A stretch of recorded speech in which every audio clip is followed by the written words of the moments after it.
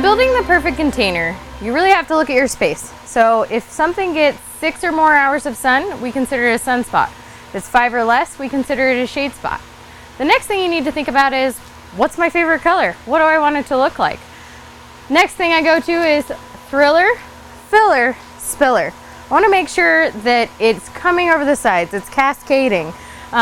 What do I want this space to look like? Do I want it to stand straight up? Am I having it in a corner? Do I need to build my base from the back, or do I want to have it in the center? People ask me, how do I make them look good all year? Well, the trick is a feeding schedule. You've got to have food incorporated into your system. If you have coffee every Sunday out on your patio, maybe that's when you're feeding your containers. And if you're somebody like me who doesn't have a lot of time, we can always get a container and pop a hanging basket right down in it.